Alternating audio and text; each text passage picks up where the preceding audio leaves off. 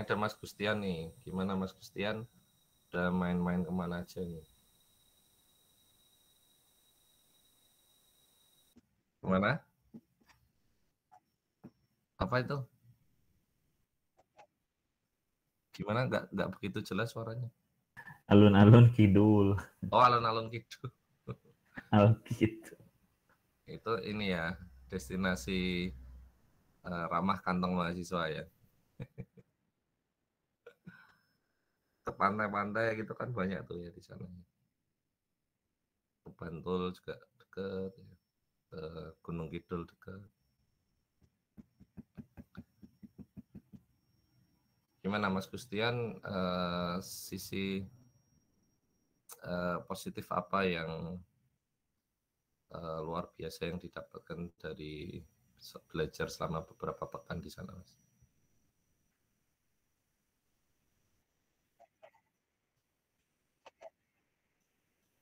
Gimana? Budayanya. Budayanya gimana? Mm-mm.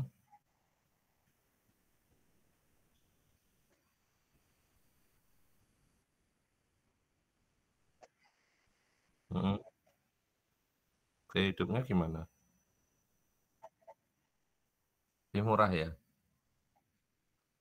Iya. Iya.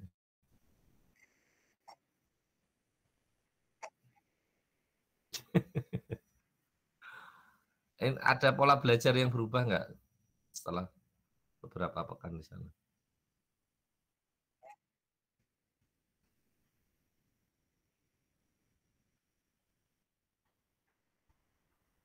Yang paling signifikan apa?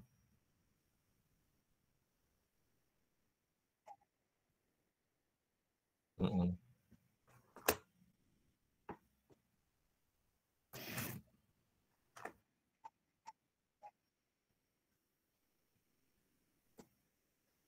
Oke. Ini kok masih sedikit ya? 1, 2, 3, 4, 5, 6, 7, 8, 9, 10, 11, 12, 13. 13 ya. Sembari menunggu yang lain nih teman-teman, ayo diopiak-opiak ya. Yang sebelahnya ada temennya di POK ya, di Jawil. Yang satu kos-kosan dibangunin, yang belum bangun. Ini pada bisa open cam nggak sih? Kita udah lama nggak ketemu ya. Yang bisa open cam dong ya. Biar bisa saling menyapa ya. Nggak harus mandi dulu nggak apa-apa ya. Mas Dava, selamat bergabung.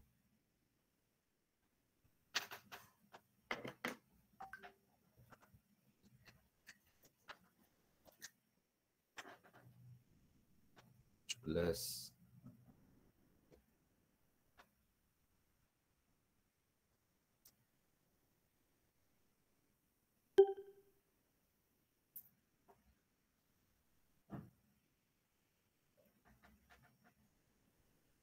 Selamat bergabung Mas Michael Indrawan.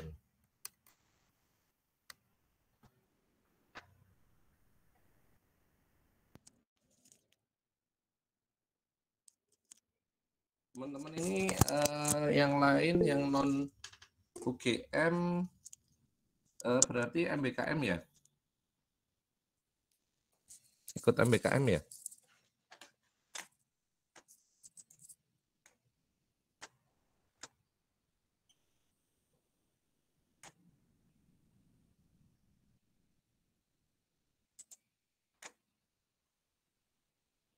Halo? Suara saya terdengarkah? Masuk, Pak. Mas Afin ikut MBKM? Enggak, Pak. Lagi ikut proyek-proyek dosen. Sama mengerjakan TA, Pak. Dosen Ini sekarang pembimbingnya lagi siapa? ikut. Gimana, Pak? Spingnya siapa Mas Afin? Dosennya saya Bu Afis. Oh yang dulu ikut project ini ya? Metaverse itu ya? Iya, tapi Gamelan itu ya? sekarang Gamelan itu. Oh enggak Pak, saya ikut gamelan. Dulu di semester 6 tuh ikut gamelan sama riset pengembangan ini, pembangkitan musik. Tapi Heeh. nuansanya gamelan gitu. Sekarang dengan Bu Hafiz juga. Sekarang iya, tapi tahu mau ngambil tema apa, soalnya saya juga lagi di COE Pak, ngerjain gawang. Oh berarti sama Prof Ucok dan kawan-kawan. Iya betul. Dan Pak Filmada dan lain-lain. Iya, Berarti kemarin ikut ke Temanggung ya bawangnya? yang Temanggung saya belum ikut Pak. Saya Oh, ikutnya enggak. yang ke Demak, Boyolali, Kendal. Oke. Itu skemanya MBKM juga ya, tapi internal ya. Iya kayak, iya Pak. Iya, iya. Saya kurang paham juga sih, cuman ya itu MBKM masih masuknya. Artinya nggak ikut kuliah toh maksudnya. Nggak Oh ikut enggak, saya kuliah. tetap ikut kuliah. Oh tetap ikut kuliah. Tetap. Enggak saya konversi ya Pak, Oh, oke oke oke. karena kangen kuliah. Ya Ya, sip sip. Main-main ini toh ke lantai 6 toh bengkel coding toh. Udah oh, ngambil sudah TA Pak. kan? Oh sudah. Sudah kemarin mau menyapa Pak Ardita, cuman Pak Ardita lagi bimbingan, jadi ya. Nggak apa-apa, nimbrung aja. Itu kan nggak harus. Memang tak kesan apa tak kemas ini kan. Maksudnya open gitu ya. Maksudnya kalau ada yang mau nimbrung, join ngobrol. Kan kita santai di sana. Loh Pak, itu yang di lantai 6 itu kebuka buat umum atau cuman buat bengkel Ya, coding kok Pak itu yang Pak? ngambil TA sementara ini prioritinya. Oh, oke oke. Heeh. Ya, ya. Teman-teman ini ada yang sama sekali nggak ikut MBKM atau MSIB? Ada nggak?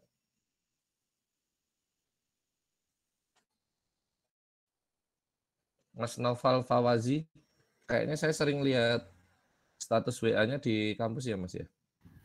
Iya Pak, saya asistensi di laboratorium dasar Pak. Oh berarti sama Pak Ardiawan.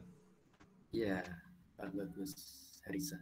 Oke sip sip. Ini tab ini ya mahasiswa baru ya. Diajari biar pintar. Pak, untuk kelas unggulan yang angkatan 2021 itu terbagi 2 kelas ya Pak? 2021 unggulannya ada 3 kelas sebetulnya awalnya, cuman kan karena eh, kuotanya ternyata bisa di split menjadi 2, jadinya ada 2 kelas UG1, UG2. Jadi awalnya itu kita mau bentuk 2 kelas RPLD sama SC. Nah ternyata yang SC itu mahasiswanya nggak sampai 1 kelas. Kan kuota 1 kelasnya kan 40 ya. Yang Oh ikut iya. SC itu cuman 29. Nah, yang ikut ini apa? Yang ikut RPLD itu 54 sekian, yang artinya kalau 1 kelas kan maksudnya ruang kelasnya itu kan hanya maksimal. Kemudian yang RPLD split sebagian kelas yang paralel kan ada 6 mata kuliah yang paralel, itu kita gabung dengan teman-teman yang SC. Sisanya terutama untuk mata kuliah yang fokus penjurusan ke RPLD, mereka gabung sama teman-teman RPLD gitu. Oh, baru tahu saya Pak. Soalnya kemarin lihat 43 UG1, Uh, 43 UG2. kalau yang UG1 itu gabungan RPLD sama SC. Oh, Kalau yang UG2 itu full RPLD.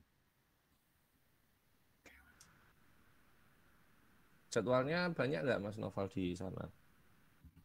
jadwal apa Pak? Di Labdas? Iya, enggak terlalu banyak sih Pak.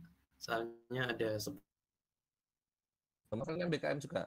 iya Pak, kebetulan ya Gimana? semester ya cuma di Bisa AI doang Pak. Apa? Studi independen di PT Bisa Artifisial dulu Pak. Studi independen itu berarti online ya? Iya, kayak course doang gitu Pak. Oh, berarti banyak nganggurnya dong. Iya. Tahu apa? Main-main ke bengkel coding dong. Iya, Nanti bantu di teman-teman. gedung. Mas Novel semester 5 ya. Iya, Pak, masih semester. Jadi kan mungkin nanti ada ini ya. Apa? Nah, mungkin bisa bantu-bantu di klinik codingnya. Iya, insya Allah. Sekarang kemana kamu? Maksudnya Maksudnya passion kamu? kemarin saya suka mau, cuma akhir-akhir ini saya lagi. Kenapa bingung? Bingungnya apa? Ya bingung lagi karena saya mulai tertarik lagi ke tentang data-data gitu kayak dulu semester 1-2. Data scientist. Iya gitu Pak, atau jenisnya gitu. Tapi itu dua hal yang bisa ini loh, disinergikan loh. Maksudnya tidak harus, kan intelijen itu kan nggak harus satu saja, kan bisa multiple intelligence. Dan sangat memungkinkan sekali ya. Nanti juga belajar tentang pengembangannya. Iya, mungkin insya Allah suatu saat kalau sudah matang. Ini tertarik nggak Mas Novel ke apa ya?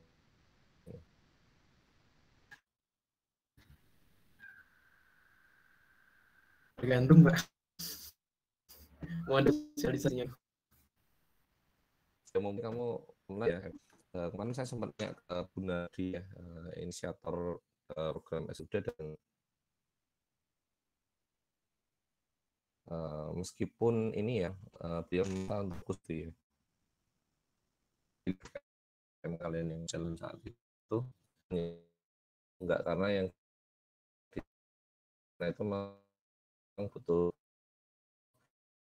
fokus ya, bisa untuk sampai 10 jam belajar ya, riset di sehingga nanti yang lolos di ini benefit tertentu ya, bekerja di tempat mana dengan nomor bisa survive hidup sangat ini sekali untuk sekitar di Semarang ya.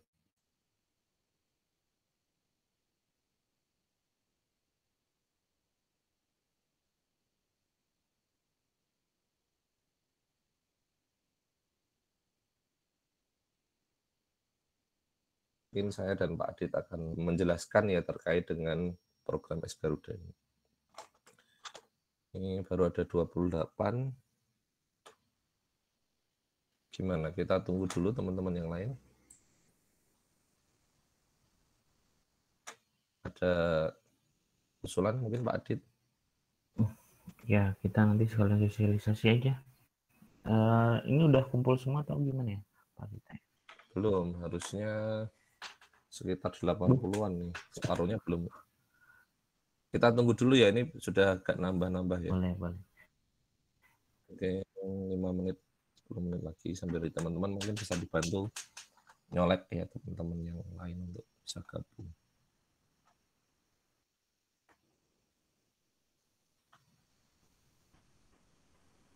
Mbak Rusda, selamat datang Mbak Rusda.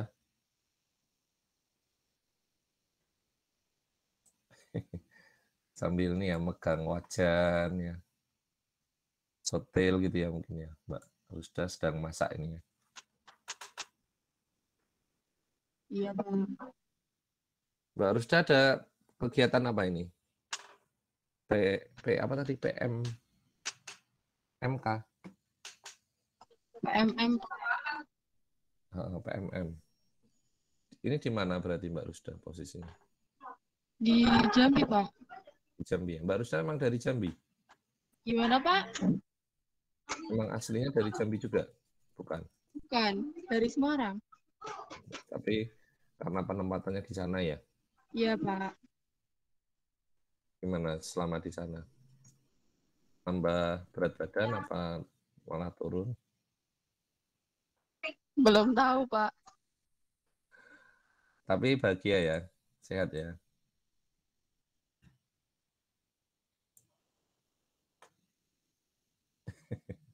Sambil masak ya. Mas Noval nih, ketua kelas nih. Kok datangnya telat nih Mas Noval? Baru bangun tidur ya? Halo Pak Ardita, selamat pagi. Ya kamu masih punya utang foto-foto lo sama saya ya. Udah ada Pak, tapi untuk yang foto bersama belum ada Pak. Nah, sekali-kali bersama dong. Ya. Yang foto bersama itu ada kesusahan sih Pak, terutama di waktu sama di tempatnya. Untuk yang gedung FMIPA itu kan nggak punya gedung ikonik ya, nggak ada tempat yang paling ikonik gitu.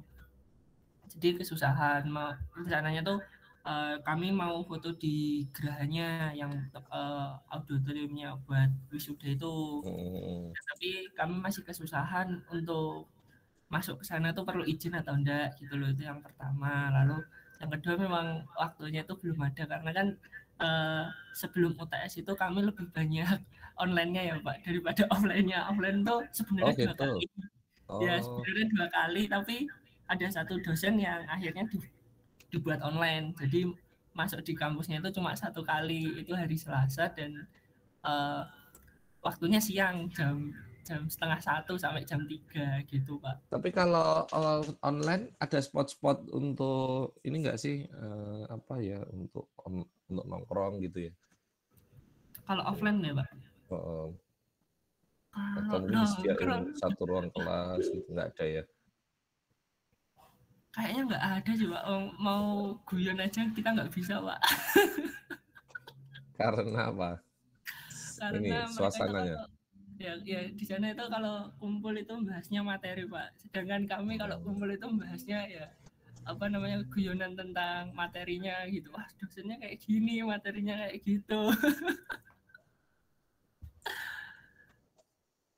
Mungkin karena ini ya belum begitu kenal ya. Kalau sudah kenal mungkin bisa guyon-guyon gitu ya. Ini ya berarti kulturnya serius gitu ya. Sangat serius Pak, sangat serius. Tapi mungkin baru 1 mata kuliah yang offline. Kalau yang online sebenarnya sama aja sih Pak. Mahasiswanya ada yang memang belum menguasai, ada yang sudah menguasai ya. Kayak di universitas biasa kalau menurut saya. Karena ini ya tim teaching kok ya di UGM ya. Iya Pak. Nanti setelah UTS dosennya ganti lagi ya biasanya. Iya Pak. Ada yang ganti, ada yang enggak Pak. Oke, sip. 32. Mungkin ini 18.20 kita mulai aja ya. Nanti kita santai aja ya. Artinya saat materi pun kalian kalau mau ada langsung pertanyaan silahkan ya. Baik di kolom chat atau langsung. Teman-teman yang bisa on cam, ayo on cam ya. Sudah semester akhir ya, harus pede lah ya. Harus pede ya, nggak boleh malu-malu. Nanti kan semester-semester akhir ini kan akan banyak perkuliahan, terutama kalau di Udinus itu yang tatap muka ya, kemudian presentasi dan lain-lain ya. Setidaknya nanti sidang KP ya, kemudian sidang TA1, TA2 itu kan meminta kalian untuk bisa mempresentasikan proyek-proyek teman-teman di bidang penelitian masing-masing.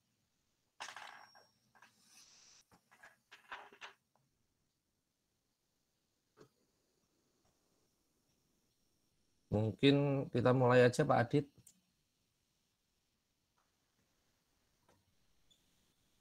Baru 32 tapi nanti kita record aja nanti kalau teman-teman mulai nyimak ya, nanti yang tertinggal bisa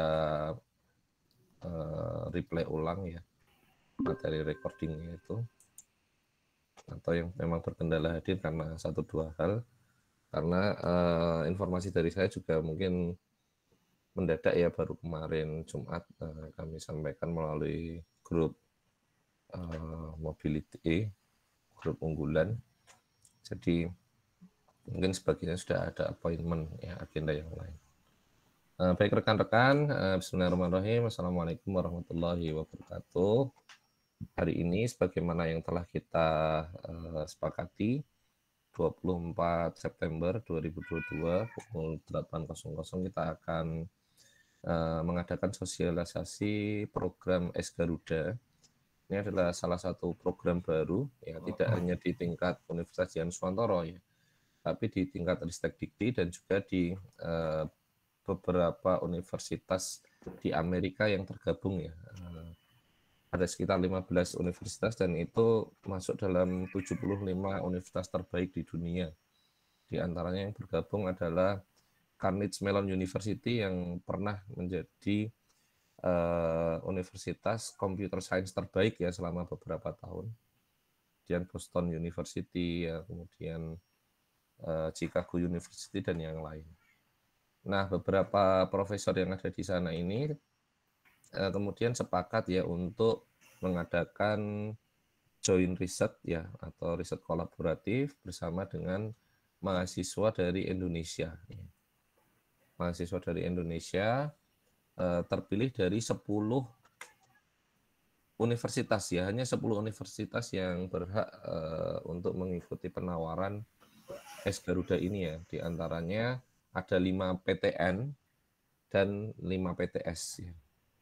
5 PTN itu diantaranya ya ITB, ITS, dan lain-lain ya. Nanti di slide yang nanti akan disampaikan oleh Pak Aditya dan saya nanti bisa kita lihat. Kemudian untuk PTS-nya ya diantaranya adalah Universitas Dian Swantoro ya. Dan dari Universitas Dian Swantoro ini yang maju adalah teknik informatika dan sistem informasi ya.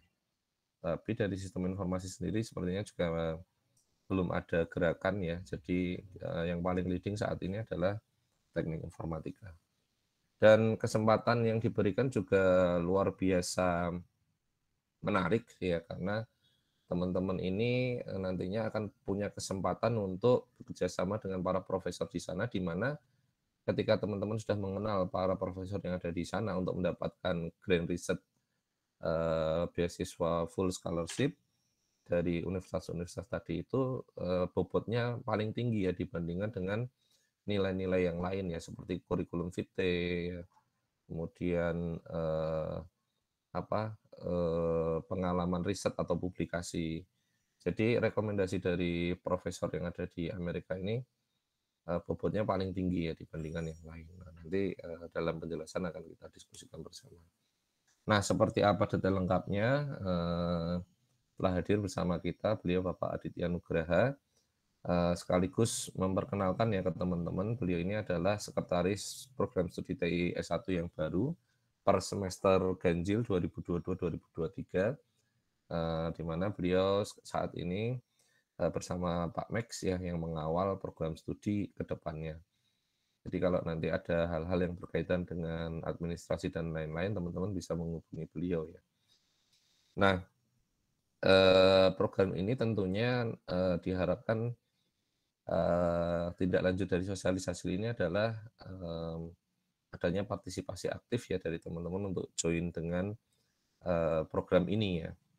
Terlepas nanti dari beberapa kendala-kendala, termasuk diantaranya teman-teman yang sudah mengikuti MSIB, makanya tadi di awal saya ngobrol sama Mas Noval nanya ini MSIB-nya atau MBKM-nya ini gimana ya, apakah menguras waktu atau tidak ya, karena dari sana memang disyaratkan untuk full attention di sana ya, sampai-sampai ya nggak boleh kerja paruh waktu dan lain sebagainya.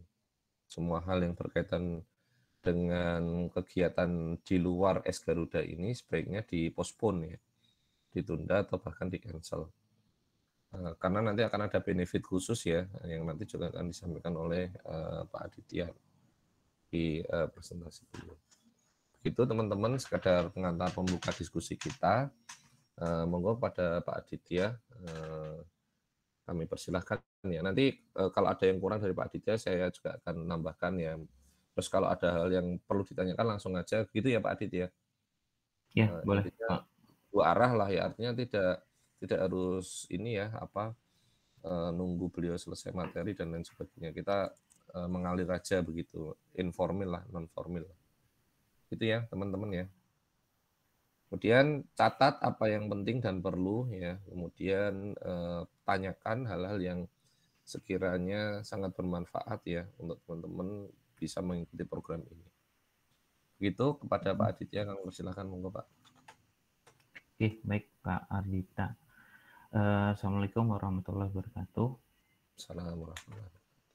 Jadi mungkin tadi sudah disampaikan bahwa pertemuan kita ini adalah membahas terkait dengan Garuda Ace gitu ya. Nah, Garuda Ace itu sendiri apa? Saya coba izin share screen dulu.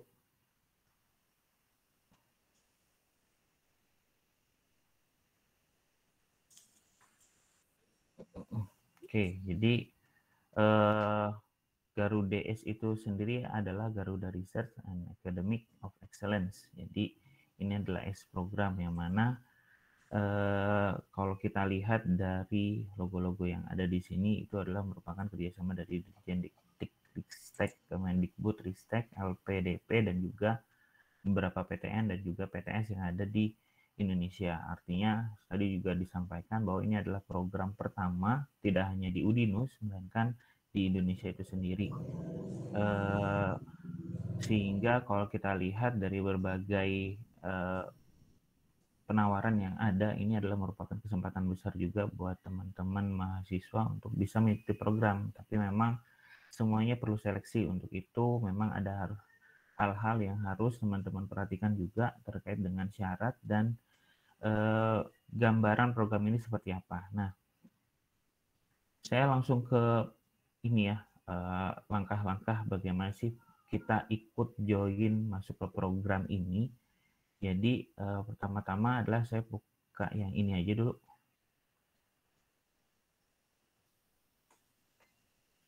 Nah, ini kalau kita lihat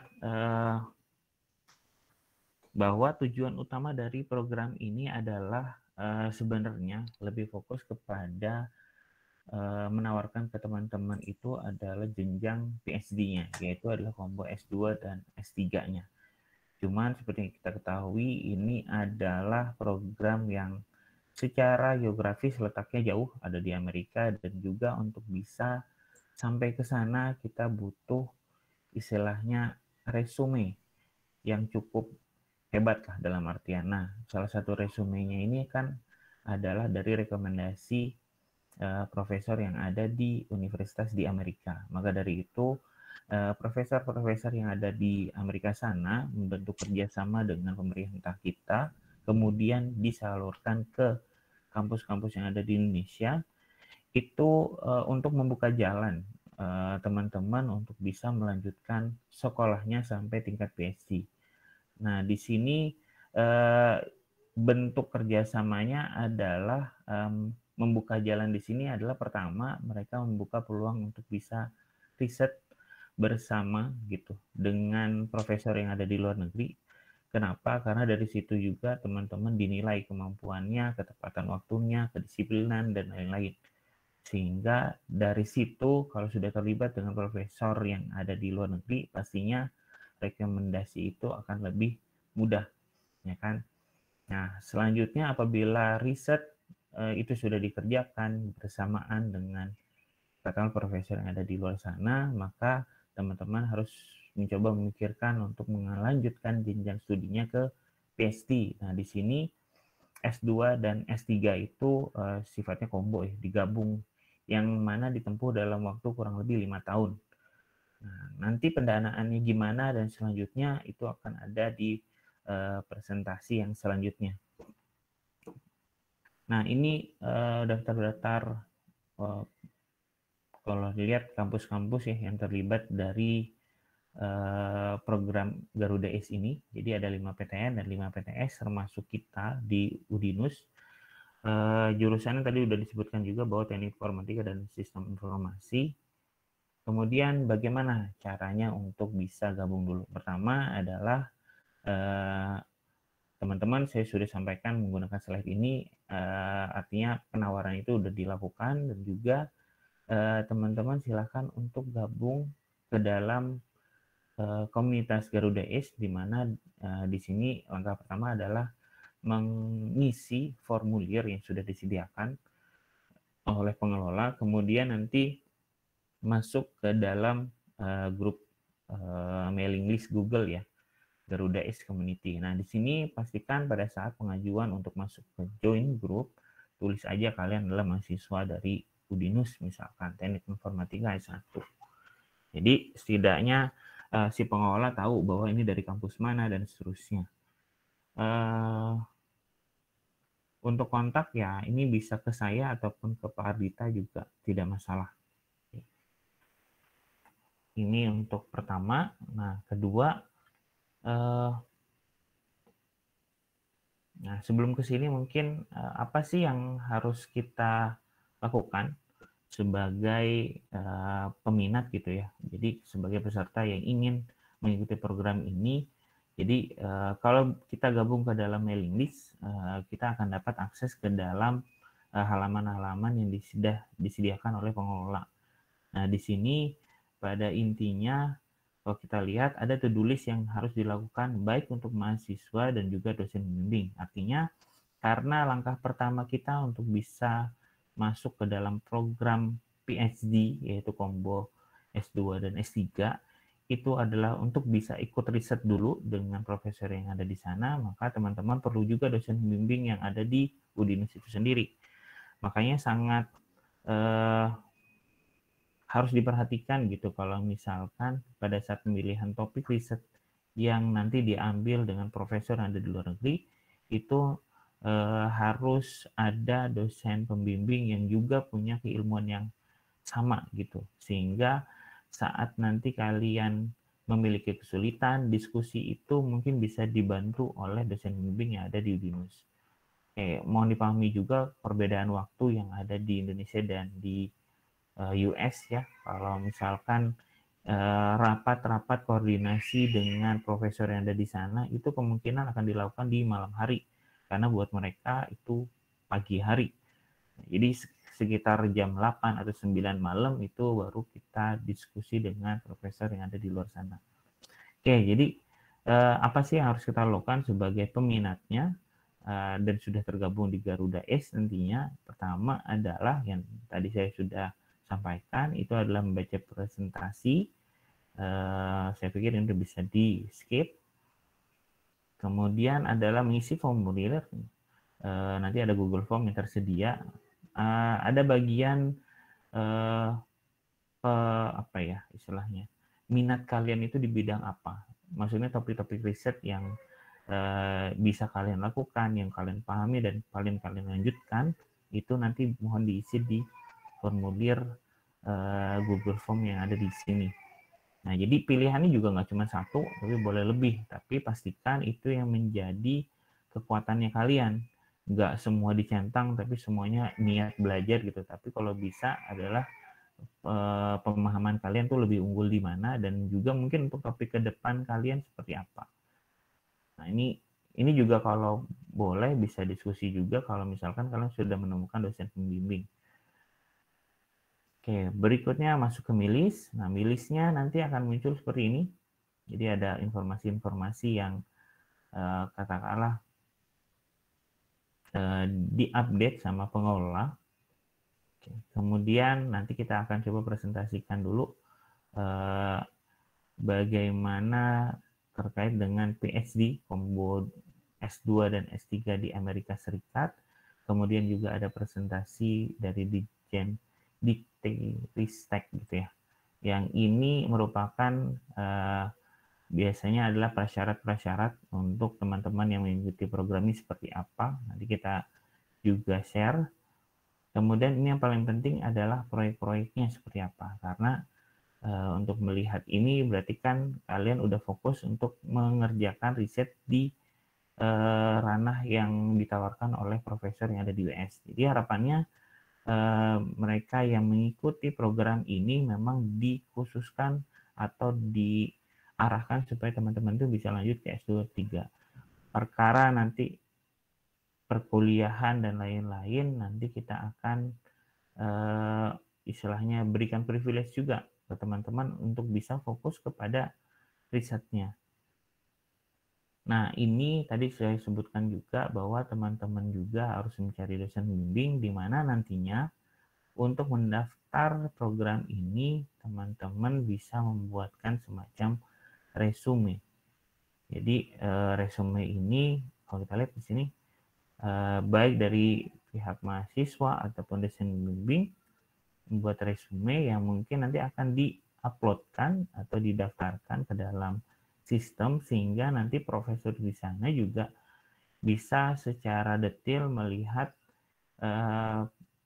katakanlah kemampuan kalian tuh unggul di bidang apa, yang mana nanti pasti akan menjadi penilaian beliau-beliau untuk katakanlah mengerjakan proyek ini bersama tim kita ataupun tidak.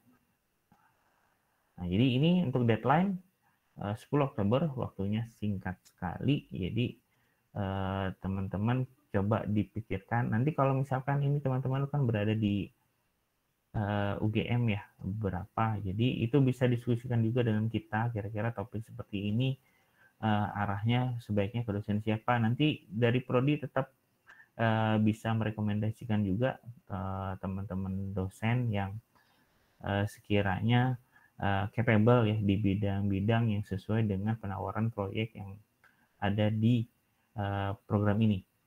Kemudian hasil terkait dengan informasi apakah kita ikut atau tidak itu nanti memang menunggu proses email dari pengelola yaitu Ditjen Diktinya tadi. Ini nanti akan dijelaskan kenapa kita harus ada pairing dan seterusnya. Nanti ada pertanyaan juga bisa lewat mailing list. Nah, jadi to-do list-nya kurang lebih gambaran singkatnya seperti itu. Jadi apa yang harus kalian lakukan, harus kalian siapkan, yaitu paling tidak adalah gabung ke dalam mailing list-nya Garuda S. Kemudian nanti kalian lihat proyek-proyek yang ditawarkan dari profesor yang ada di US. Yang pasti saat melihat proyek itu kalian pun sudah punya kemantapan bahwa setelah program ini kalau berhasil, saya akan terus lanjut untuk ikut program combo S2 dan S3 tadi. Oke, jadi memang ini adalah sebuah kesempatan ya, karena salah satu leading di IT itu kan memang ada di US sana. Jadi teman-teman kalau dalam 5 tahun bisa berhasil bawa pulang PhD atau mungkin bahkan nggak pulang gitu, malah stay di sana, yaitu menjadi pilihannya kalian. Sejauh ini kita belum ada instruksi ya terkait dengan apakah kalian akan pulang, karena ini nantinya juga kalau misalkan pendanaannya dari pemerintah, kemungkinan besar memang ada keterikatan dengan Indonesia itu sendiri, yaitu harus pulang. Tapi kalau memang grantnya itu nanti yang ada dari US, maka itu nanti akan menjadi kebebasan teman-teman. Oke, sejauh ini masih nyambung, masih cukup jelas atau ada pertanyaan dulu?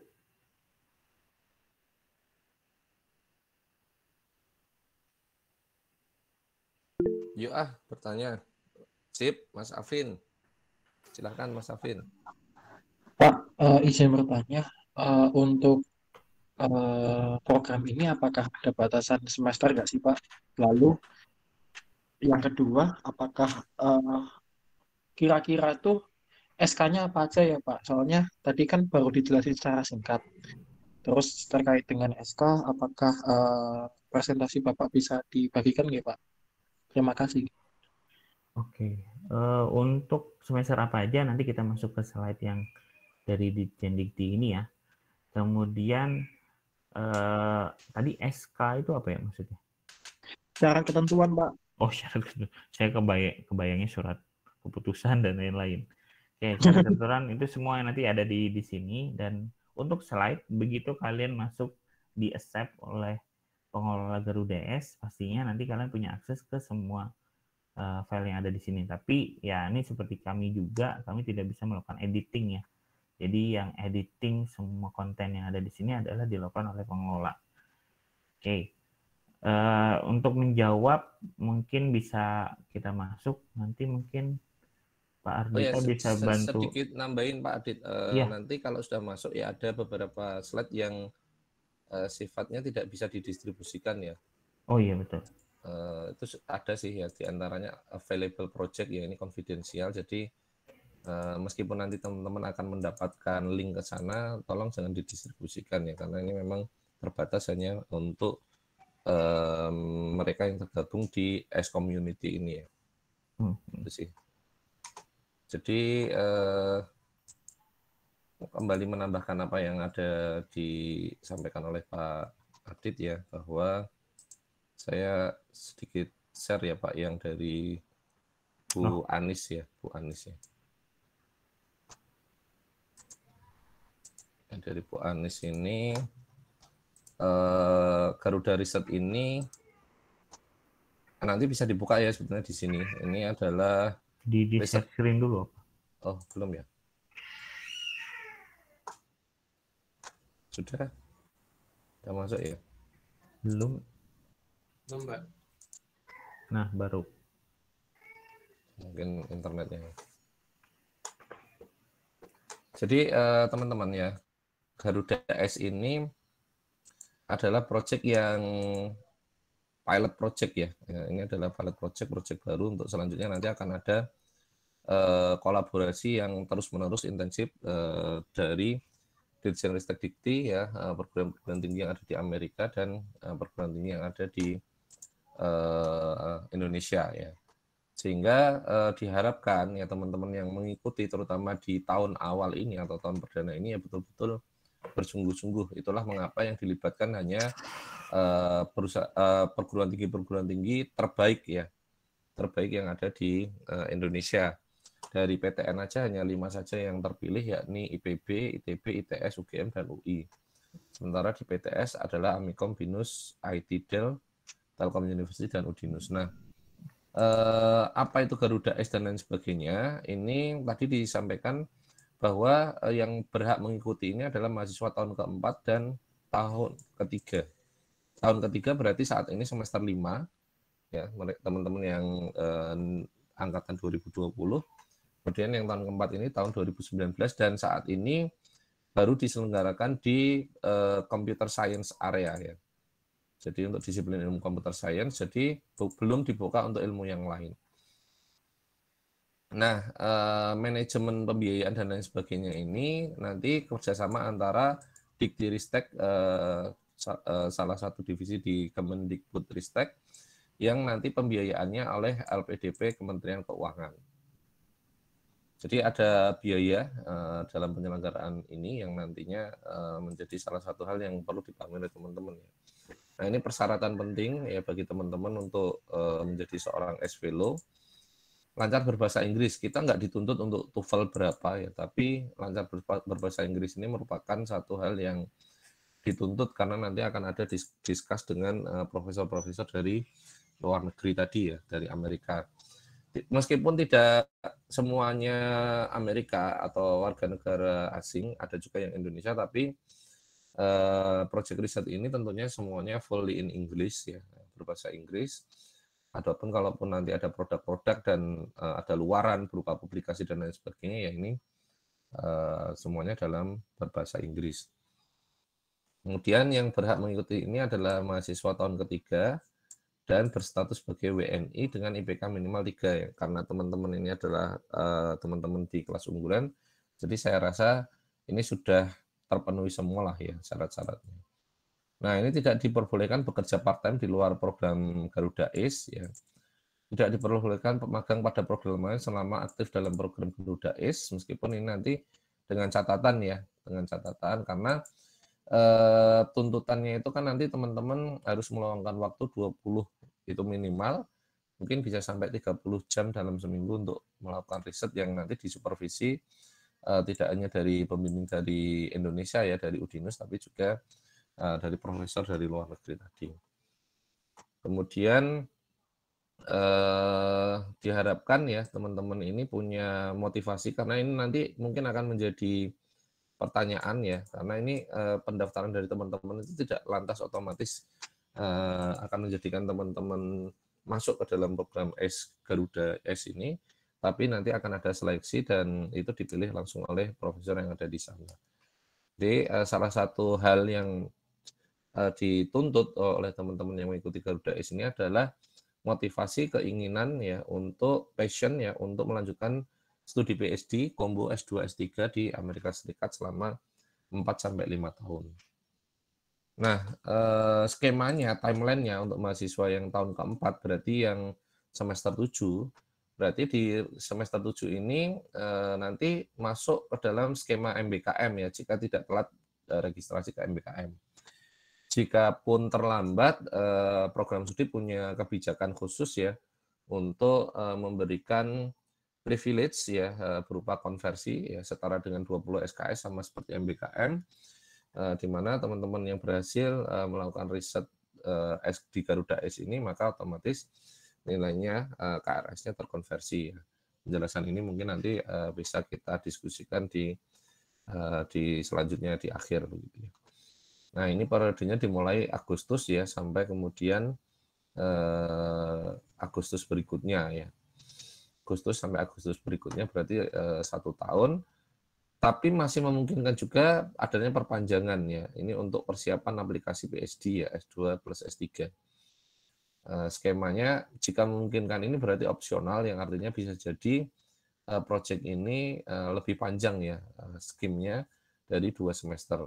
Tapi defaultnya adalah 2 semester, di mana selama 2 semester ini, semester 7 dan 8, dosen dan pembimbing sebagai mahasiswa yang terdaftar ini melakukan riset selama 1 sampai 1,5 tahun. Nanti akan ada Zoom mingguan dengan profesor domestik atau internasional ya. Dalam prosesnya sekaligus membuat publikasi internasional, ini salah satu output luaran dari program ini. Dan jika memungkinkan untuk diperpanjang kelulusan ke bulan Desember ya di tahun yang sama atau mungkin sudah masuk ke semester ke-9. Ini untuk timeline mahasiswa tahun keempat. Untuk timeline mahasiswa tahun ketiga sama ya seperti tahun keempat, dimulai sejak Agustus 22 dan proyeksi berakhirnya sampai Agustus 24 ya 2024 ya, selama 2 tahun.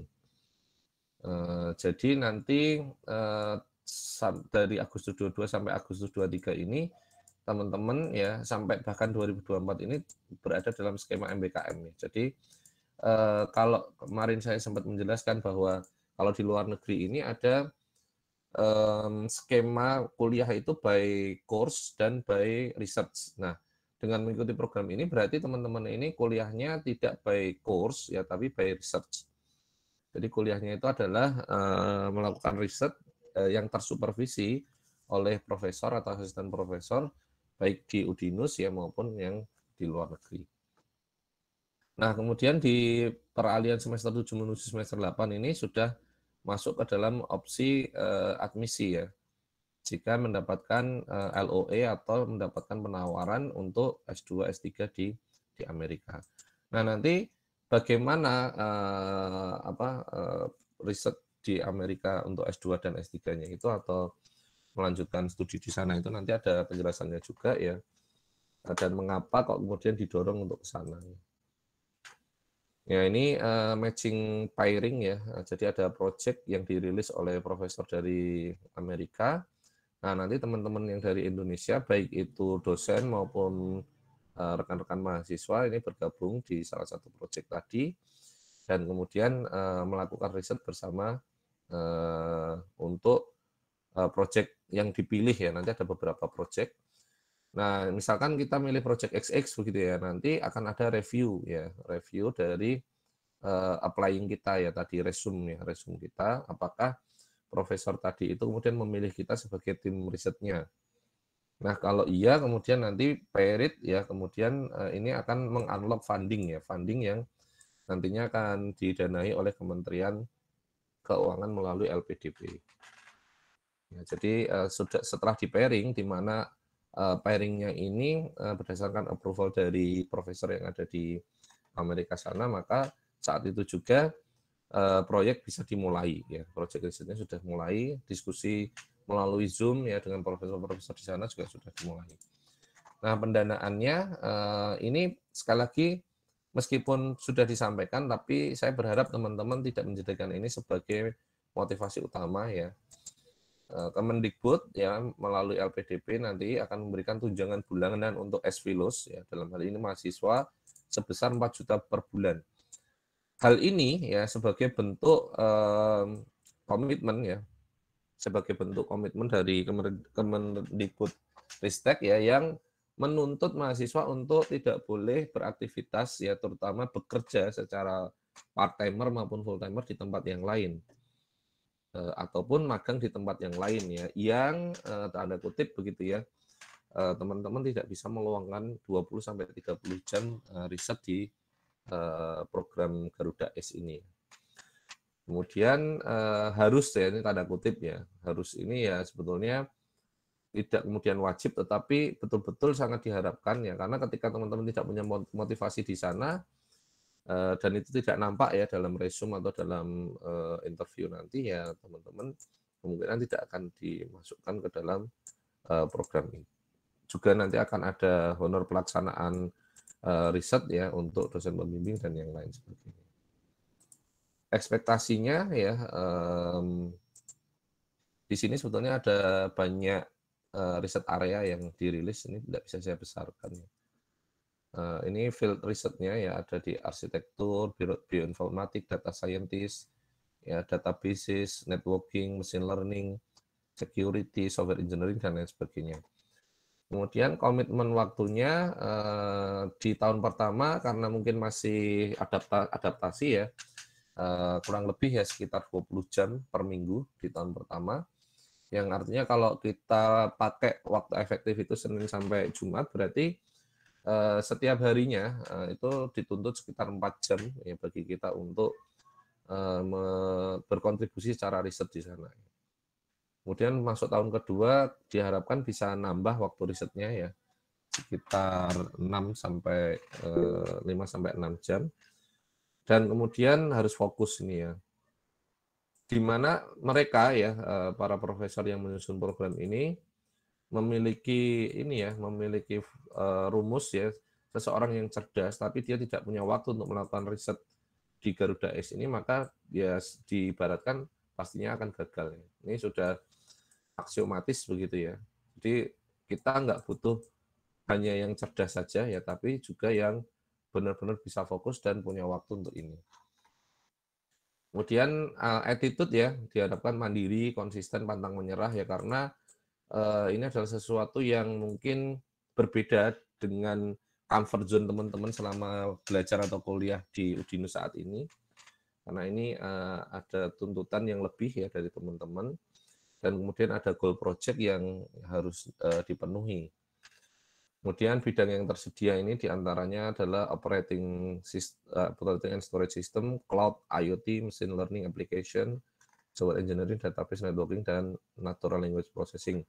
Nah ini penting ya, bahwa teman-teman nggak bisa milih-milih begitu ya, mana yang kita sukai, karena mungkin semuanya itu nggak kita sukai, atau risetnya itu bukan riset yang mudah ya untuk kita laksanakan semuanya, mungkin berat ya, tapi berat itu bukan sesuatu yang tidak mungkin kita lakukan ya. Jadi jangan kita memaksa untuk memilih bidang yang kita sukai, tapi di antara yang mungkin sulit-sulit atau berat itu kita pilih yang paling tidak kita benci. Ini apa tipsnya ya untuk mengikuti program ini. Beberapa catatan tambahan tentunya ini nanti bisa dibaca sendiri ya. Ini hal-hal yang memang dituntut bagi seorang researcher di Amerika sana. Nah, langkah-langkah apa yang harus dilakukan untuk memotivasi teman-teman ya? Coba cari kisah sukses para, nanti ada di slide-nya Profesor Gunardi ya, beberapa fellows ya, fellows dari S Garuda ini, atau beberapa PhD student yang ada di Amerika sana yang dari Indonesia yang sukses ya dan berhasil, di vlog-vlog mereka bercerita ya tentang bagaimana menempuh S2 dan S3 di Amerika sana ya. Kemudian diskusikan juga kepada orang tua ya hal-hal penting terkait dengan program ini, terutama jika nanti harus lanjut ke Amerika ya.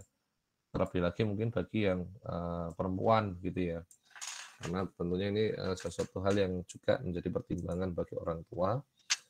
Kemudian setelah sosialisasi ini ya pertimbangan komitmen lain ya, atur ulang prioritas, Kalau memang ini adalah proyek yang nanti membawa ke arah masa depan Anda yang lebih baik, ya mungkin ini bisa diprioritaskan dibanding kegiatan-kegiatan yang lain. Lalu selanjutnya segera cari dosen pembimbing di bidang riset yang ada. Mungkin itu ya sedikit tambahan dari saya. Ada yang mau didiskusikan, mungkin ada tambahan dari Pak Adit terkait teknis ya pelaksanaan program riset ini, sebelum nanti kita masuk ke penjelasan why nanti harus S2 S3 di Amerika dan skema-skema riset yang ditawarkan. Listnya sudah ada, mungkin ada tambahan lagi ke depannya, termasuk profesor-profesor yang menawarkan. Iya, oke. Mungkin kalau teman-teman ada pertanyaan terkait dengan program ini, bisa ditanyakan terlebih dahulu. Kalau untuk topik risetnya, sebaiknya nggak dipublish dulu di sini kayaknya. Nanti intinya teman-teman silahkan join ke mailing listnya Garuda S, sehingga dari situ teman-teman bisa ngelihat. Jadi kalau kita tawarkan di sini, takutnya nggak ada yang mau daftar dulu, dalam artian tidak ada keinginan karena sudah tahu informasinya semua. Nah, ini kita spoiler lah istilahnya, supaya teman-teman penasaran juga. Ada sejauh ini pertanyaan? Bebas. Yuk, Mas Noval, Mas Afin, Mas Gustian, Mbak Rusda, Mbak Sura, Mbak Fidelia, Mas Agustus. Ya, Mbak Safira. Silakan.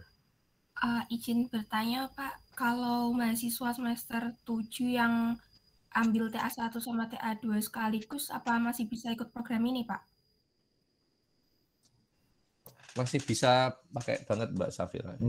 Malah sangat direkomendasikan. Berarti itu yang tadi jalan sampai semester 8 dan semester 9 itu KRS-nya kosongan gitu atau gimana, Pak? Kan udah selesai itu berarti kuliahnya harusnya.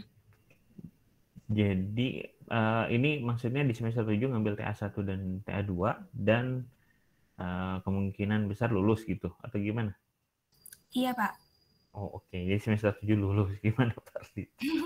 Jadi gini ya, antara lulus mata kuliah 144 SKS ya, kemudian yudis wisuda, itu satu hal yang berbeda ya. Jadi teman-teman itu dianggap lulus itu manakala sudah menjalani sidang TA2. Ya, sudah menjalani sidang TA2 dan saat itu teman-teman dinyatakan lulus ya dan eligible untuk yudisium wisuda. Nah, ketika nanti teman-teman mengikuti program ini dan kemudian mungkin sudah selesai ya TA2-nya, maka ya diharapkan teman-teman menunda kelulusannya. Ya, mungkin bisa jadi TA2-nya itu diambil di semester ke-8-nya. Jadi meskipun sudah selesai, progres tetap jalan, tapi teman-teman bisa menunda kelulusannya di paling tidak nanti semester 8. Begitu, Mbak Safira ya. Jadi tidak mengapa ya menunda kelulusan ini, karena kita punya program yang tentunya ya ekspektasinya jauh lebih tinggi lagi daripada hanya sekedar memenuhi target lulus di semester 7. Ya, terima kasih, Pak. Mbak Safira tertarik ya untuk program ini? Tertarik, Pak. Beberapa riset areanya yang pernah saya baca itu untuk teman-teman di bidang machine learning ini sangat banyak sekali ya implementasinya ya, IoT, kemudian natural language processing, machine translation ya, yang pernah belajar information retrieval itu cukup banyak ini riset di bidang itu ya. Kemudian yang suka dengan security itu juga ada banyak, yang suka dengan RPLD ya, terutama dalam hal storage ya, penyimpanan yang efektif di sebuah databases, itu juga banyak sekali ya. Nanti silakan dilihat ketika teman-teman sudah gabung di milis Garuda X.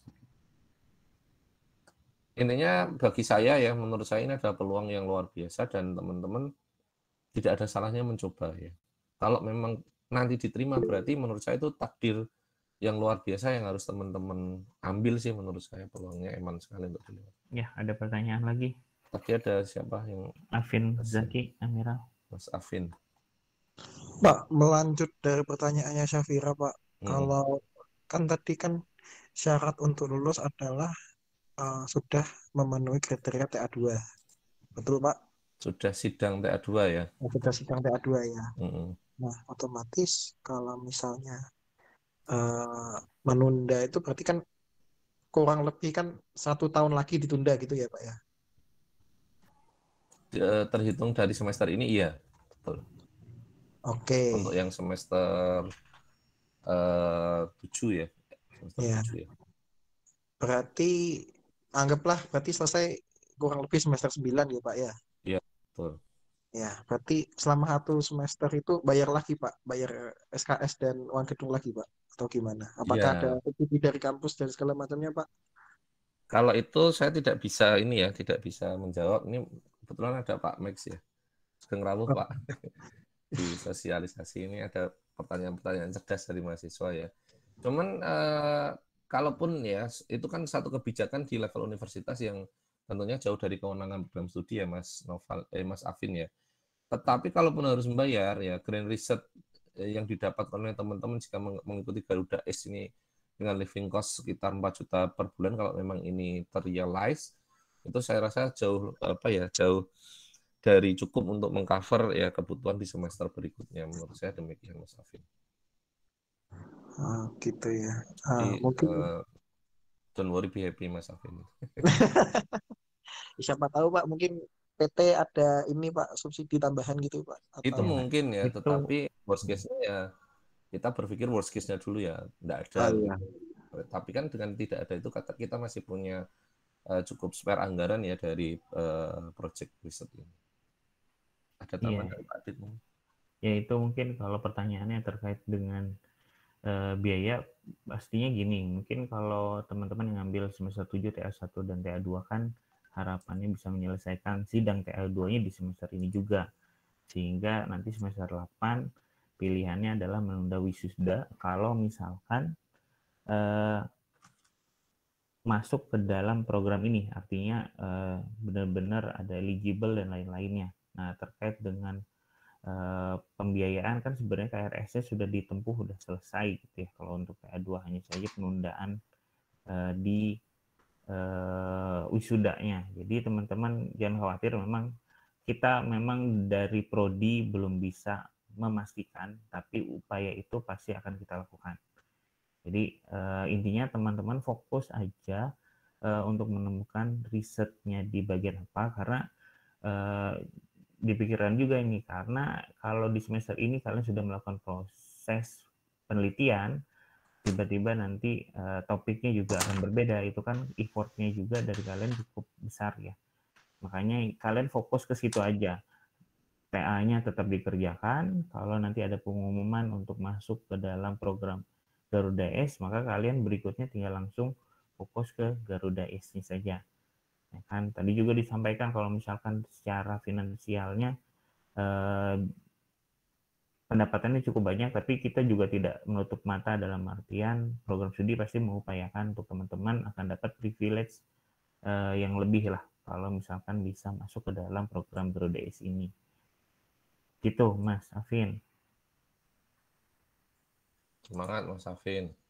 Bisa. Yang penting goalnya aja dulu. Bahkan mungkin sebelum ke kuliah di sana nanti ada program kita jalan-jalan ke US gitu. Kita tahu kan ya.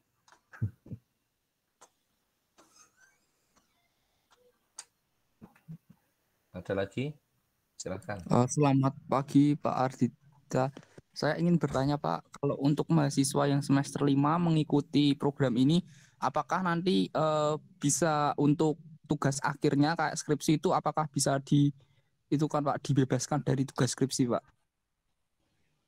Ini dengan Anda lulus ya, ini secara singkat ya, dengan Anda lulus project ini tuh sebetulnya kalian ekspektasinya sudah jauh melebihi skripsi, Mas ya. Jadi bagaimana kami tidak akan meluluskan Anda gitu. Bahkan mungkin teman-teman semester 5 itu ya auto A ini kalian. Auto A semua. Selama kalau kalian berhasil ya, tapi kan tentunya pasti disupervisi oleh profesor di sana, itu kan pasti dari timeline-nya ya, kemudian guidance-nya itu kan sudah ada sistematika secara jelas untuk kalian bisa berhasil di project ini. Iya, terutama publikasi ya. Tadi kan disampaikan bahwa ada publikasi internasional 2 setidaknya dicapai untuk menjadi resume kalian juga bersama profesor tersebut. Jadi di kita juga sebenarnya untuk publikasi kalau sudah sampai berapa ya standarnya? Q3 atau berapa ya? Yang auto lulus untuk TA ya? Iya, ada. Nah, itu artinya ada juga jalan seperti itu. Artinya tenang aja kalau kalian gabung dan diterima ke dalam program ini, pasti ada privilege untuk teman-teman.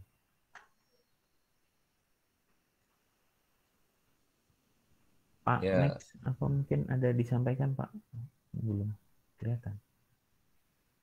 Terima kasih Pak Aditya, Pak Ardita, yang telah meluangkan waktunya untuk teman-teman mahasiswa ProPTI ya. Ini kebetulan teman-teman ini yang kami undang dulu ya. Selamat pagi teman-teman semua, semoga sehat selalu. Anda sebagai mahasiswa yang berkeunggulan dari ProPTI yang kami beri ya sosialisasi dulu ya. Belum nanti rencana juga akan kami sosialisasikan ke teman-teman reguler yang lain. Jadi harapan kami menyampaikan ke Anda ini biar Anda semangat ya. Semangat kalau misalkan ingin mengikuti program ini ya segera saja untuk bisa join. Itu kan ada link-link yang bisa Anda join dan Anda cepat-cepat ya untuk menentukan rencana topiknya apa ya. Jadi kebetulan saya ada kenalan satu pembimbing di Boston University. Saya sudah kontak-kontakkan. Jadi kalau adik-adik semua, teman-teman semua tertarik, Anda bisa ambil riset di bidang Natural Language Processing. Kebetulan bidang riset saya juga di NLP ya, Natural Language Processing. Jadi kalau misalkan tertarik di situ ya nanti saya bisa speak lagi dengan teman saya yang jadi dosen di Boston University itu. Mungkin untuk bidang lain nggak masalah juga ya, jadi tidak harus di NLP ya. Di bidang jaringan misalkan atau di bidang yang lainnya yang Pak Aditya atau Pak Ardita atau teman-teman dosen dari BINUS yang bisa membimbing Anda, nanti silahkan ya. Jadi tidak harus di NLP ya. Kalau saya sendiri kan memang bidang saya di NLP ya, saya hanya bisa nanti membimbing ke arah situ. Kalau di data mining pun saya nggak masalah, mungkin Pak Ardita juga bisa ya. Di bidang intinya kami Pak Ardita itu bidang AI, kalau Pak Aditya itu di bidang network ya, untuk security di IT ya. Ataupun yang lainnya, coba nanti bisa browsing itu di profesor-profesor yang ada di kampus-kampus yang ada di Amerika itu bisa dilihat ya untuk keahliannya apa. Kira-kira seperti itu, tetap semangat untuk mengikuti ini, karena ini kesempatan yang sangat jarang, baru pertama kali ini ada kegiatan Garuda S ini ya. Ini belum ada sebelumnya ini, belum ada, dan Udinus itu diberi kesempatan ini. Nah, sungguh sangat kesempatan yang bagus sekali. Perguruan tinggi swastanya Udinus, Bina Nusantara yang di Jakarta, Telkom University, dan Amikom ya. Ya, hanya 4 perguruan tinggi swasta yang diberi kesempatan ini. Yang lainnya negeri ya, negeri pun juga tidak semuanya. Negeri pun beberapa ya, ada ITB, ITS, ada UGM, kemudian ada apa lagi ya kemarin ya, Undip juga belum ya, belum diberi kesempatan ya. Jadi negeri hanya beberapa. Jadi ini kesempatan baik, kalau tidak Anda manfaatkan ya hilang nih. Belum tentu tahun depan ada lagi ya. Nah ini mumpung semoga ada lagi, tapi ini kesempatan ini bisa diambil dulu. Kira-kira seperti itu dari saya harapan saya. Dari Udinus ada yang nyantol ya, ada yang nyantol walaupun satu itu sudah suatu prestasi yang sangat bagus, kesempatan Anda bisa S2, S3 di Amerika itu sesuatu yang ya kalau mungkin saya masih mahasiswa tetap ikut bersaing kalau saya. Karena kalau saya sudah sekolahnya sudah mentok ya, sudah S3 kemudian dilanjut 2 tahun di UGM postdoktoral itu sudah nggak bisa lagi. Kalau paling ikut lagi ya postdoktoral. Kira-kira seperti itu Pak Aditya, Pak Dita, teman-teman semua semangat selalu ya. Harapannya tetap ini mulai cari-cari topik ini ya, nanti bisa diskusi dengan Pak Dita, Pak Dita atau saya, atau mungkin dosen Prof DTI yang lain ya. Itu teman-teman dari saya, semangat ya. Assalamualaikum warahmatullahi wabarakatuh. Waalaikumsalam warahmatullahi wabarakatuh. Terima kasih Pak Max ya selaku Kaprodi DTI 1 yang sudah memberikan arahan ya, motivasi bagi teman-teman itu. Tadi beliau kata-kata terakhirnya itu luar biasa ya. Jadi kalau beliau saat ini adalah mahasiswa, bakalan ikut bersaing dengan teman-teman ini ya. Ini mumpung beliau nggak ikut jadi mahasiswa ya, jadi peluangnya kalian untuk ikut lebih besar nih ya. Karena kalau Pak Mek ikut, kayaknya udah pasti yang menang Pak Mek. Ya enggak toh Pak. Saya peluangnya untuk jadi pembimbing saja nanti. Iya, iya. Nah ini joke saja ya, bagi teman-teman biar cair ya. Ya benar ya, biar cair. Nanti teman-teman juga harus semangat ini, bisa tanya-tanya ini Pak Adita, Pak Aditya ya. Iya, kita dari Prodi punya komitmen untuk membantu mereka juga ya Pak. Ya, dan teman-teman kalau perlu ini ya informasi lebih lanjut, saya dan Pak Aditya ini Senin sampai Jumat sering standby di H6 ya Pak Aditya.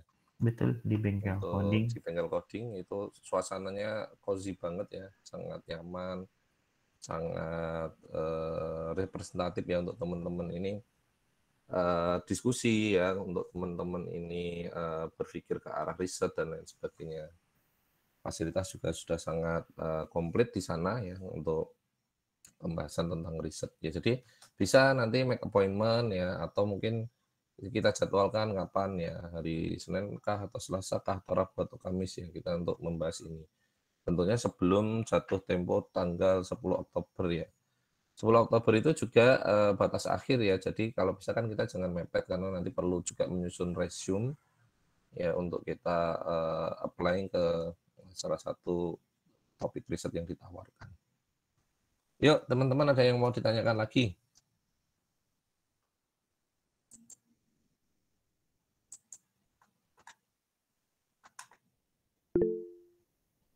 Ya, silahkan Mbak Suhra. Cegukannya udah hilang ya Mbak Suhra ya? Alhamdulillah sudah Pak. Alhamdulillah. Izin bertanya Pak, untuk konversi SKS-nya terutama untuk yang ikut MPKM atau pertukaran pelajar ke UGM itu bagaimana ya Pak? Kemudian yang kedua, apakah kegiatan Garuda S ini risetnya masih dilakukan di Indonesia secara online begitu atau dilakukan di US juga begitu Pak? Terima kasih. Baik, ini belum juga UTS tapi udah nanyain konversi. Berarti pikirannya kan jauh ke depan, ini luar biasa ya, saya apresiasi gitu ya. Jadi untuk student exchange ya, mobility baik dalam maupun luar negeri, dari kebijakan Pak Dekan saat itu bahwa sistem konversinya yaitu bahkan jauh melebihi sistem MBKM ya, karena full conversion ya. Jadi kalau teman-teman ngambil 24 SKS di Udinus ya, sementara di sana hanya 20 atau 22 SKS, maka yang 20 atau 22 SKS ini akan terkonversi secara penuh ke 24 SKS. Ya, kemudian juga ada beberapa privilege ya terkait dengan konversi ini, di mana karena kami menganggap beberapa universitas ini level penugasan dan level perkuliahannya itu jauh lebih berat ya daripada di Udinus. Kalau dulu di Malaysia itu 2 SKS teori itu biasanya ada tambahan hidden SKS ya, 2 SKS itu nge-lab ya, di lab. Jadi kalau ada jaringan komputer 2 SKS itu bukan berarti teman-teman hanya kuliah 2 SKS teori. Biasanya ada 2 teori di 2 SKS di lab dan itu nggak masuk ke SKS. Jadi memang bebannya lebih. Makanya kalau kayak di UTM itu hanya 18 SKS itu sudah power ya kalau di sana ya, sudah mahasiswa super begitu ya, karena bebannya jauh lebih berat dari yang di Udinus. Maka sistem konversinya adalah sistem konversi yang menguntungkan mahasiswa tentunya ya. Bisa jadi di sana teman-teman hanya mendapatkan nilai AB saja, maka di sini akan terkonversi ke A begitu. Ini salah satu poin penilaian yang untuk mahasiswa student exchange di UGM atau di universitas yang lain di luar skema MBKM ya. Itu Mbak Syura. Kemudian yang kedua tadi pertanyaannya apa Mbak? Untuk risetnya Garuda S ini berarti masih dilakukan di Indonesia ya Pak? Iya, Apa nanti betul. ada ke Di Indonesia. Jadi selama 1 tahun atau 2 tahun itu untuk yang semester 5 ya, itu nanti dilaksanakan di Indonesia. Pun kalau teman-teman tidak bisa ikut pada semester ini ya, semester ganjil 2022-2023, teman-teman masih punya kesempatan untuk join di genap ya Pak Adit ya. Genap 2022-2023. Kemarin dari Prof. Gunardi kayaknya menyampaikan begitu. Kemarin itu intinya pendaftarannya itu per semester ini loh Pak. Jadi hanya saja pelaksanaannya yang akan mungkin mundur karena ada proses seleksi dan juga pairing. Jadi akhirnya bisa dimulai itu akhir tahun. Mungkin seperti itu. Betul. Itu teman-teman. Jadi jangan ragu kalau dari saya sih yang penting apply dulu ya. Itu mungkin yang terpenting ya. Tapi tentunya dengan passion dan ini ya riset topik yang sesuai dengan teman-teman ya nantinya. Gitu Mbak Sura, sudah bisa dipahami atau mungkin masih ada hal-hal yang perlu didiskusikan? Boleh silahkan ditanyakan lagi. Baik, terima kasih Pak sudah dapat dipahami. Ya. Teman-teman yang lain, yuk. Sini ada Mas Julius Theo, Mas Augusta. Ya. Ini dari kita prodi itu ada ini nggak sih Pak? Nanti ke UGM lagi untuk kontrol untuk ini meet gitu. Bisa dijadwalkan. Nah bisa ya. Sekalian mantau. Oh ya, nengok. Ya. Makan bareng ya Pak Max ya janjinya ya. Siap. Oh ya teman-teman, ini sekedar nambah ya. Ini sebetulnya nanti saya nggak akan menyampaikan panjang lebar ya. Saya akan sedikit menambahkan materi dari Prof. Gunardi ya terkait apa sih kita harus riset dan pentingnya riset di PhD di Amerika ya. Sudah nampak ya semoga ya.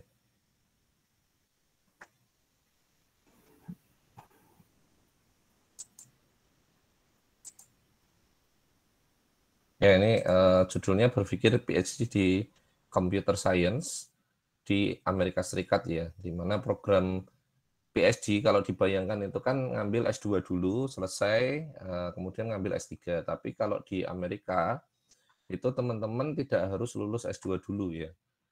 Teman-teman bisa ngambil S2 plus S3 secara linear ya. Kemudian perbedaan ya PhD di Amerika dan di negara-negara lain atau mungkin di Indonesia, 60% ya mahasiswa yang ngambil PhD di Amerika ini dapat funding riset dari universitas masing-masing. Nah, kita masuk ke bagian statistik ya. Di sini nampak jelas ya bahwa computer science di Amerika ini sejak tahun 2009 sampai 2018, ini data yang terakhir diambil di tahun 2018 itu mengalami peningkatan yang signifikan ya. Area pekerjaannya ya yang ada di STEM ya itu paling cepat berkembang. Nah, gelar PhD combo di AS ya, S2 D3 di tahun 2018 itu sekitar 55.000 PhD lulus di Amerika. Di mana 55.000-nya ini 77%-nya di bidang sains dan engineering, S dan E. Jadi sangat banyak sekali ya, penerima gelar PhD di Amerika. Nah, dari 55.000 PhD tadi, 36%-nya itu mahasiswa internasional, sementara 63%-nya domestik, atau sekitar 15.000 mahasiswa internasional yang mendapatkan PhD di Science dan Engineering di Amerika pada tahun 2018. Nah, dari 40 negara itu ya, dengan jumlah mahasiswa paling banyak yang mendapat gelar PhD di Amerika tahun 2018 itu adalah negara China ya dan India, dua negara dengan populasi penduduk terbesar. Indonesia seharusnya kan berada di peringkat ketiga ya kalau dilihat dari jumlah penduduknya ya. Tapi ternyata Indonesia itu ada di peringkat yang kesekian puluh gitu ya dari seluruh PhD student yang ada di Amerika ya. Baru 82 saja, bahkan kalah dengan Malaysia yang tingkat populasinya jauh ya timpang. Bahkan dengan Vietnam yang sedang konflik begitu ya negaranya, dan beberapa negara-negara lain, Indonesia ini masih termasuk paling sedikit ya dari rasio jumlah penduduknya secara total dengan mahasiswa student yang PhD student yang ada di Amerika. Ini ya, inilah salah satu hal yang memotivasi ya Prof. Gunardi dan rekan-rekan ya untuk kemudian membuat program Garuda Ace ini ya. Program ini juga sebenarnya sudah mendapat lampu hijau dari Ristek Dikti ya dan linear ya dengan program MBKM dan yang lain. Nah, PhD di bidang STEM ya di US ya ini pendidikannya itu mayoritasnya itu adalah $0 ya. Jadi rata-rata mereka yang mengambil PhD combo di bidang STEM ya, Science, Teknologi, Engineering dan Mechanical di US ini jarang yang kemudian mengeluarkan biaya secara pribadi ya. Jarang ya. 90% mahasiswa S3 ini memperoleh dukungan finansial. Ini bisa dilihat ya untuk matematika dan ilmu komputer dan teknik engineering yang terbesar ini adalah dari fellowship ya. Ini fellowship dan kemudian dari asisten riset ya. Atau ada grant dari profesor ya, di mana dia punya proyek penelitian dan itu dibantu oleh asisten riset. Ya, asisten riset atau asisten training ini besar sekali ya persentasenya.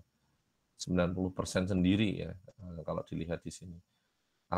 Sebagiannya lagi adalah asisten pengajar. Asisten pengajar itu berarti ya membantu profesor ya atau dokter di sana untuk melakukan perkuliahan, menyiapkan slide materi yang menggantikan beliau kalau ada tugas-tugas ke luar negeri atau tugas riset yang lain ya, mengajar di kelas dan lain sebagainya. Jadi 90% ini hampir bisa dipastikan kalau teman-teman tertarik dan kemudian ya berhasil mendapatkan proyek ini ya teman-teman akan dibiayai secara penuh untuk program ini. Nah, kalau kita lihat ya jumlah lulusan PhD setiap tahun di bidang computer science ini juga trendingnya naik terus ya.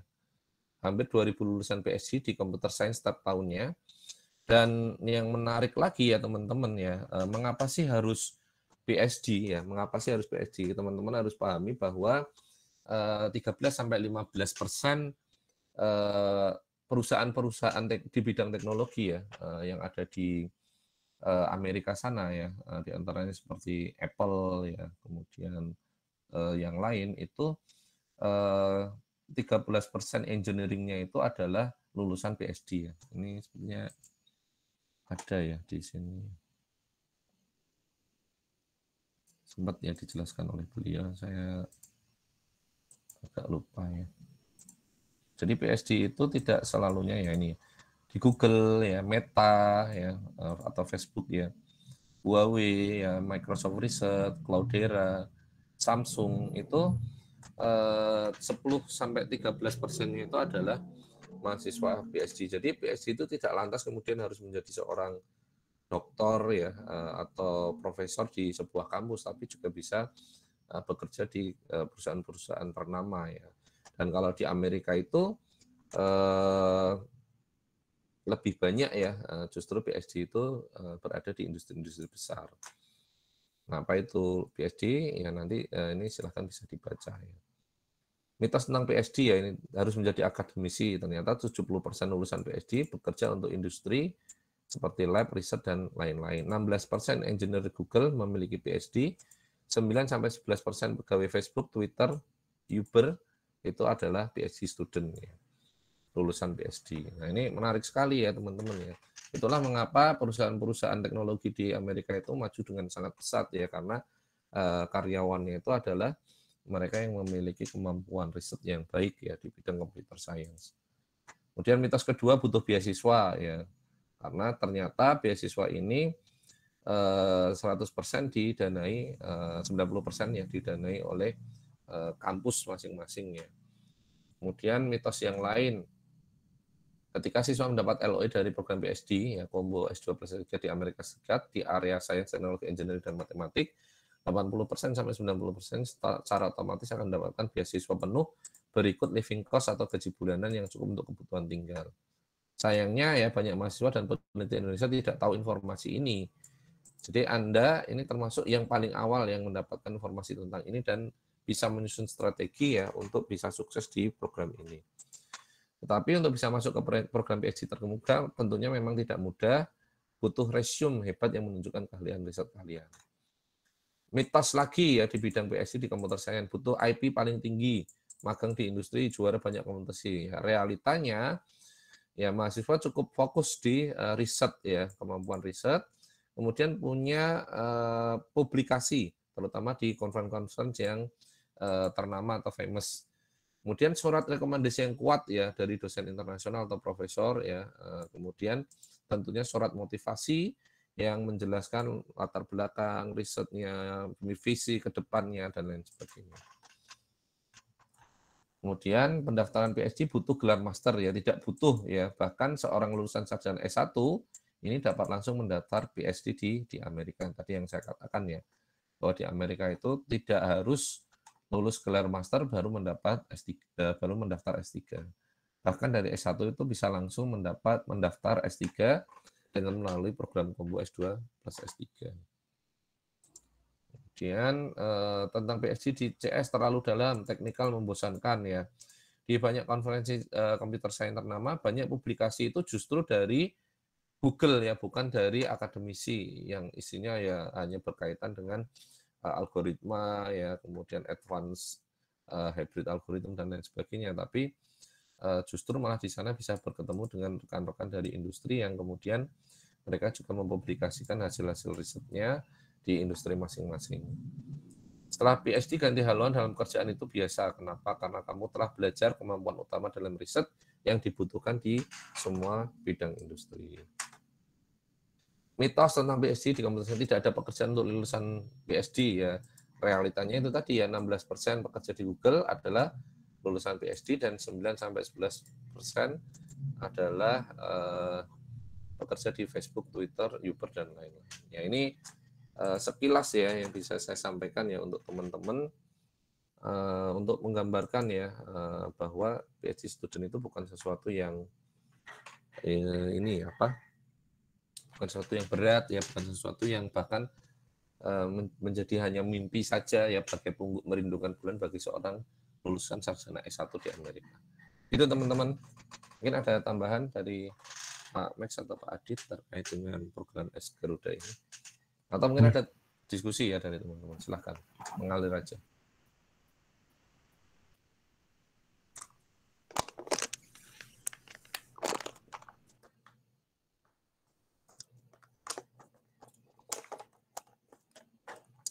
Jadi ini besok kalau teman-teman lolos dan kemudian menyelesaikan PhD dan bekerja di perusahaan-perusahaan besar tadi kan, nanti Pak Max kalau mau ngundang lulusan juga seneng ya Pak ya.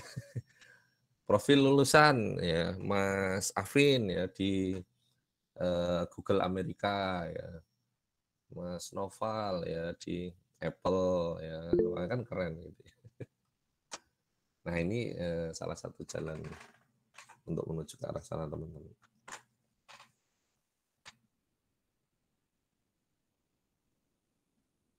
Yuk, pertanyaan. Ini saya yakin nih ya teman-teman itu sedang bergejolak ini ya. Dalam hati itu berdebar-debar gitu ya. Adrenalinnya itu naik begitu ya, karena antara pengen ya, kemudian dengan galau ya, dengan belum izin orang tua dan lain sebagainya. Ya pokoknya silahkan ya konsultasi dengan kami, permasalahan-permasalahan apa yang bisa kami bantu begitu ya untuk mengikuti program ini.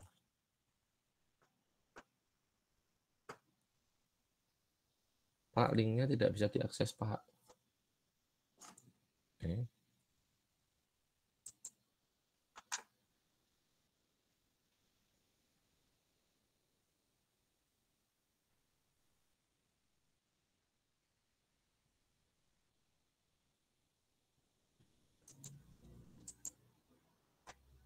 Mas Noval udah berhasil ya, regis ya.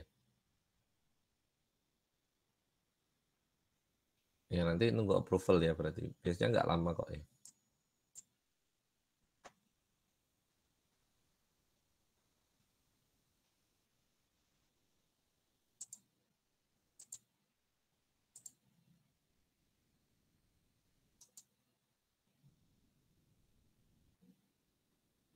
Silakan teman-teman, ada lagi yang mau ditanyakan?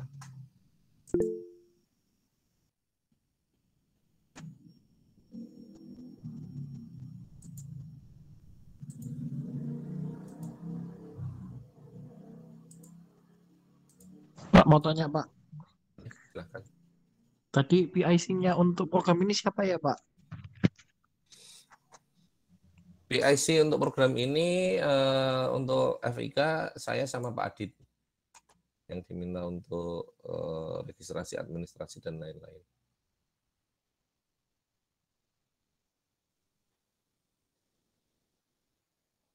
Halo? Masuk Pak. Baik Pak. Ya, sudah bisa dipahami ya? Sudah Pak. Ya. Yuk yang lain teman-teman, silahkan.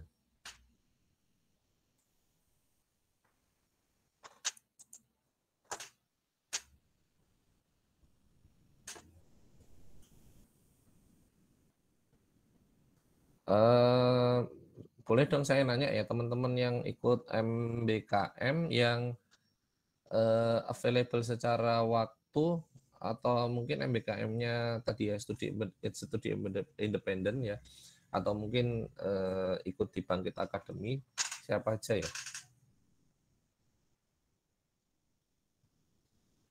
yang tidak harus magang di kantornya ya, di perusahaannya, ada nggak? Mungkin bisa resign begitu ya.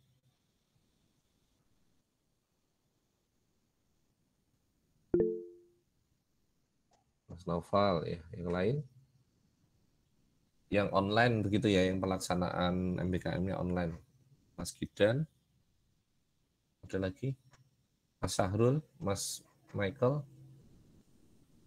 Mbak Dinita, Mbak Nurul, Mas Maulana, Mbak Fidela atau Mas Fidela ini lagi banyak juga ya. Berarti ini teman-teman posisi standby di Semarang ya?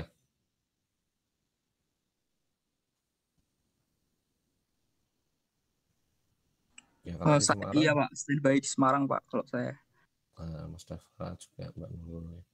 Jadi kalau di Semarang mungkin kapan-kapan kita bisa ini ya, meet up ya, ketemuan di kampus, mungkin kita ngobrol-ngobrol ya.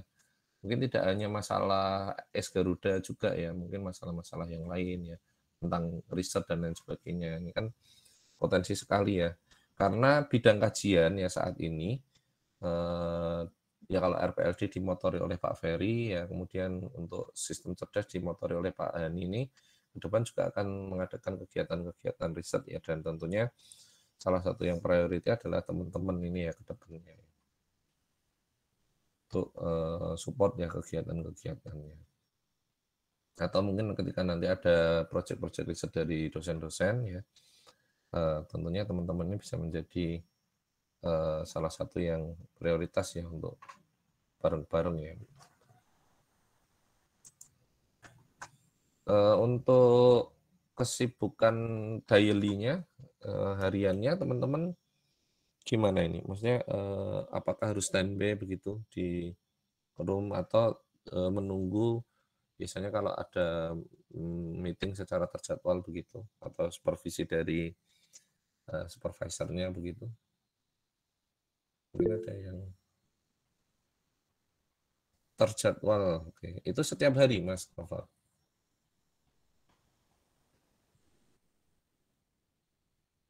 Seminggu sekali? Mungkin by voice ya, enak ya. Saya kalau untuk saya sendiri dari mitra saya itu ya sama seperti kuliah itu Pak, kita KRS-an, jadi untuk Senin, Selasa, Rabu, Kamis saya ada, tapi cuma 2 jam, 3 jam gitu doang. Kalau itu bentuknya apa? Kuliah gitu ya? Ya, seperti perkuliahan, ada mentoring dan lain-lain. Online ya? Iya, secara online Pak. Jadi ada mata kuliah tertentu yang diambil gitu? Iya Pak, ya sama seperti kayak perkuliahan biasa, tapi mata kuliahnya sesuai bidang yang diambil. Yang diinginkan gitu lah ya. Yang lain juga sama ya, Mas Noval? Yang lain maksudnya mahasiswa yang lain, Pak? Heeh. Ya, kurang tahu Teman-teman. beda-beda mitranya, Pak. Oh, nggak pada cerita satu dengan yang lain. Kalian pernah ketemuan nggak sih? Pernah, Pak, pas buka puasa. Oh, pas buka puasa. Bareng Mas Kidan. Oke. Ya, mungkin nanti yang chapter Semarang atau yang standby di Semarang mungkin kita bisa ketemuan lagi ya. Nanti melalui prodi kita bisa discuss di Bengal Coding kapan waktunya. Kira-kira yang paling luang hari apa, teman-teman? Rabu, Jumat,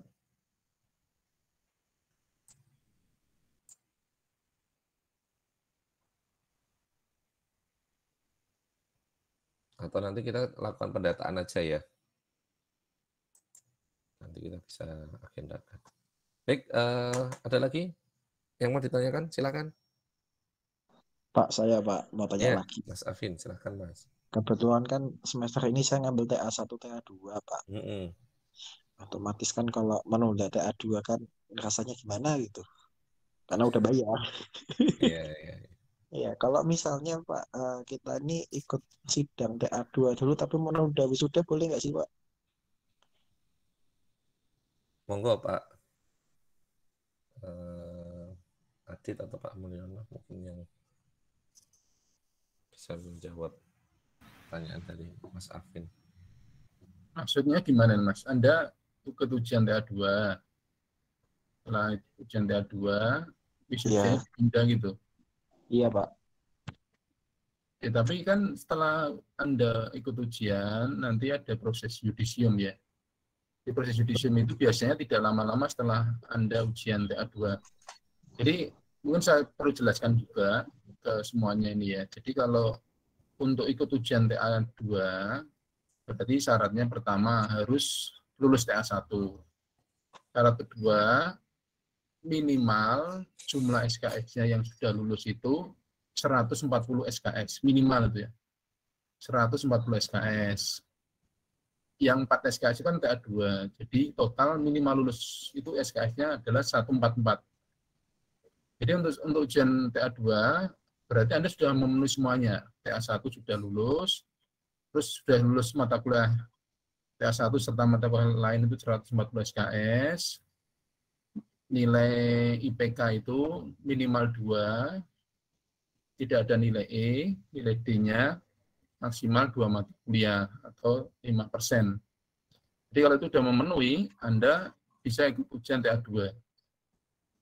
Setelah ikut ujian TA2, pasti Anda di yudisium. Ya, yudisium itu biasanya sebelum wisuda. Di yudisium, itu artinya apa? Artinya Anda dinyatakan lulus. Kalau sudah dinyatakan lulus di yudisium, maka akses ke si Adin otomatis nanti akan ditutup kalau sudah dinyatakan lulus. Jadi Anda nggak bisa akses ke si Adin lagi ya, karena Anda sudah dinyatakan lulus. Perkara Anda wisudanya mau mulur tahun depannya lagi, itu ya monggo silahkan. Jadi apa gunanya menunda wisuda, kan Anda sudah dinyatakan lulus setelah yudisium itu. Ya sebaiknya wisuda aja. Tapi kalau Anda tidak bisa wisuda karena berhalangan, belum ada biaya, berarti wisudanya ditunda. Berarti Anda belum bisa mendapatkan transkrip nilai dan ijazah. Karena syarat untuk mendapatkan transkrip nilai dan ijazah itu dari wisuda. Jadi kalau Anda menunda wisuda, berarti Anda menunda mendapatkan transkrip nilai dan ijazah. Tapi tidak masalah kalau Anda bisa menunda. Berarti kan Anda belum butuh transkrip nilai atau ijazah yang resmi ya, yang asli. Ya, ini mungkin kaitannya sama ini Pak.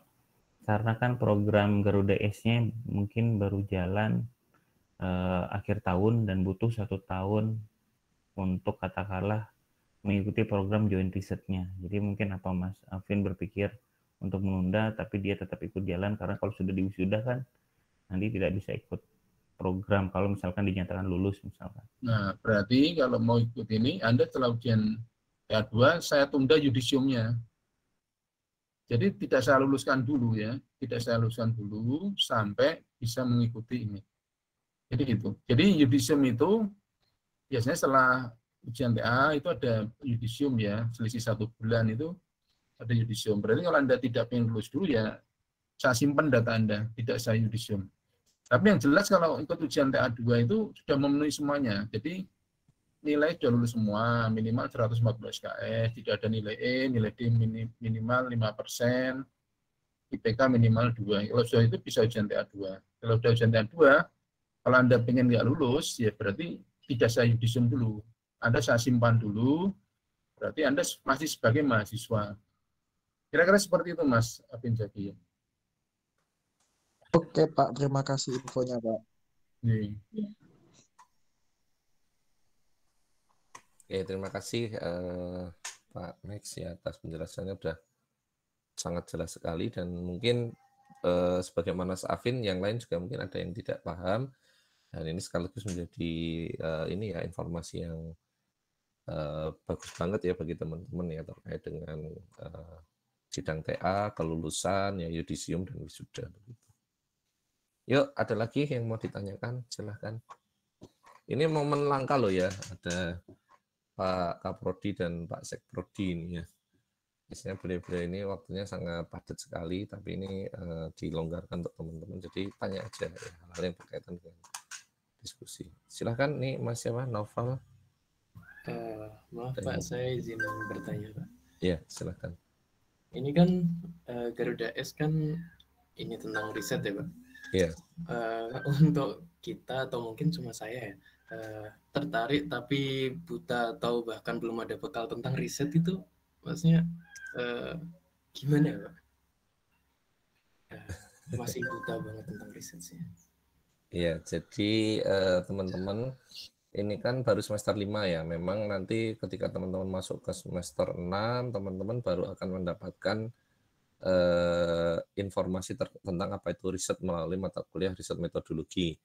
Meskipun demikian, mungkin saja di antara teman-teman juga sudah ada yang bergabung dengan beberapa dosen yang memiliki riset yang kemudian mengajak mahasiswa. Nah, tetapi secara umum teman-teman untuk riset ini nantinya juga akan didampingi oleh dosen pembimbing ya.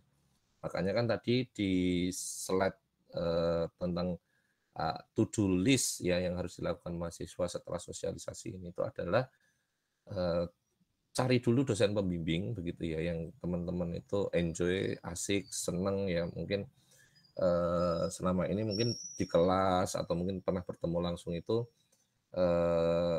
bisa ya diajak tiktokan untuk discuss permasalahan apapun begitu ya. Nah ini mungkin bisa ke salah satu pembimbing itu dulu ya. Kemudian untuk dari sana bertanya tentang seputar riset, atau kalau memang itu tadi ya teman-teman memang membutuhkan pemahaman tentang apa itu riset ya, teman-teman nanti bisa kita jadwalkan, karena terutama untuk yang semester 5 ya. Kalau semester 7 saya rasa sudah sangat memahami ya tentang apa itu riset ya, terutama teman-teman semester 5, teman-teman nanti bisa ayo kita jadwalkan ya di Senin sampai Jumat hari apa, nanti kita ngobrol apa itu riset begitu ya. Secara umum ya riset itu melakukan kegiatan untuk menemukan permasalahan-permasalahan di bidang IT atau komputasi ya. Nah dari sana kita memecahkan solusi-solusinya dengan beberapa tools, yakni dari bidang komputasi ya, algoritma atau metode komputasi yang kita pelajari ya. Misalkan contoh kecil ya, walaupun ini kecil ya, di bidang pencarian rute terpendek ya, dengan menggunakan E-star atau Dijkstra dan lain sebagainya. Nah ini ada permasalahan, misalkan muncul kebijakan buka tutup jalan di beberapa ruas jalan tertentu begitu ya. Kan ada ya yang contoh yang baru itu kan di daerah Kasipah itu ya, jam 9 sampai jam 11 nggak boleh naik melalui, nggak boleh turun ya dari arah Geraha Candi ke bawah. Nah ini kita analisis permasalahannya, kemudian cari rute yang terbaik dengan beberapa algoritma yang pernah kita pelajari sebelumnya ya. Tadi contoh E-star ya, Dijkstra dan lain sebagainya itu. Nah ini yang kita sebut sebagai riset. Nah, hasil risetnya itu kan berarti satu solusi ya atas permasalahan, dengan buka tutup jalan tadi tetap bisa mendapatkan jalan yang optimal, lebih pendek, lebih dekat, dan terlepas dari kemacetan. Nah, itu contoh ya riset di bidang komputasi. Karena risetnya sangat luas sekali ya, IT itu luas sekali ya. Contoh tadi yang beliau Pak Max itu di bidang natural language processing ya, di bidang languages, bahasa baik itu voice maupun text ya. Contoh produk-produknya apa ya, Google Search ya, itu salah satu produk dari information retriever atau natural language processing ya. Google Voice ya dan lain sebagainya. Jadi dari sana kita bisa mendapatkan ini ya produk-produk terbaru yang itu mensolusikan permasalahan-permasalahan di manusia ya. Teman-teman tentunya punya ini ya, pernah punya TV Android atau TV yang ada YouTube-nya sekarang ya, mungkin pakai setbox dan lain sebagainya. Dulu kan untuk kita mencari sebuah konten tertentu di YouTube harus ngetikkan satu-satu ya. Sekarang dengan bantuan voice note ya yang terintegrasi di remote TV, kita bisa cukup ngomong aja pencarian melalui remote tadi ya, kemudian tersambung ke televisinya dan nanti bisa menampilkan tanpa harus ngetik satu persatu, yang itu tentunya cukup sulit ya dilakukan ya, karena pengetikan keywordnya melalui remote. Nah, ini juga salah satu hasil dari bidang riset di bidang teknologi. Itu contohnya nanti akan banyak sekali dan ini bisa kita diskusikan pada kesempatan berikutnya. Itu Mas Naufal. Ya, Pak, mungkin suatu saat kita bisa ngobrol secara langsung, Pak, biar iya. Nanti setelah ini coba teman-teman sepakati ya, terutama yang angkatan 2020 ya. Nanti kapan ya ada waktu yang paling banyak available hari apa, nanti kita coba yuk kita ngobrol-ngobrol bareng di H6 ya, di Bengkel Coding untuk diskus tentang apa itu riset. Ada tambahan dari Pak Adit atau Pak Max mungkin? Saya cukup.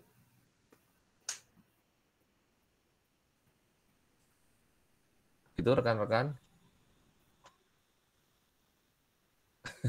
Saya tunggu ini ya kabar baiknya ya. Boleh lanjut melalui Japri. Kadang ada ya mahasiswa yang mungkin kalau secara langsung by ini ya, by pertanyaan di kolom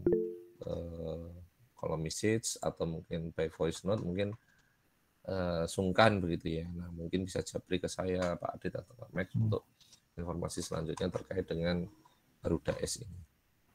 Mungkin itu saja ya terkait dengan Garuda S yang bisa kami sampaikan. Kalau memang tidak lagi ada pertanyaan-pertanyaan dari teman-teman nanti di chat.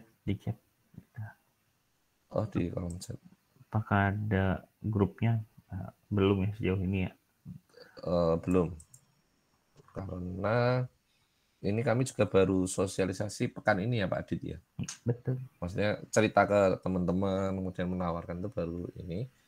Kalaupun nanti memang ada yang serius untuk menindaklanjuti, nanti mungkin kita buatkan grup ya untuk pendampingan dan lain sebagainya. Itu teman-teman. Mas Afin. Ya. Cukup Pak. Mungkin. Cukup ya kayaknya ya, ini sudah hampir 2 jam yang kita diskusi. Besar harapan kami ya untuk teman-teman itu bisa lulus dari program studi TI 1 ya secara normal, secara reguler ya, dengan baik, tepat waktu, bahkan mungkin lebih cepat ya 7 semester. Tetapi kami juga punya harapan juga kepada teman-teman untuk bisa lulus sebagai mahasiswa yang extraordinary ya, mahasiswa yang tidak hanya lulus berbasis pada kuliah saja, tapi juga punya kemampuan riset yang baik ya, punya pemahaman yang baik tentang riset dan kolaborasinya, punya network yang luas ya dengan dosen-dosen tidak hanya di domestik Udinus tapi di universitas yang lain baik dalam negeri maupun luar negeri, karena ini tentunya menjadi kebahagiaan tersendiri bagi kami di program studi untuk melahirkan ya para engineer ya, para ahli di bidang computer science yang nantinya akan membawa perubahan yang lebih baik ke depan. Demikian dari saya, kurang lebihnya mohon maaf. Kami nantikan kehadiran rekan-rekan selanjutnya ya, untuk bisa mendaftar ya di program Garuda X ini.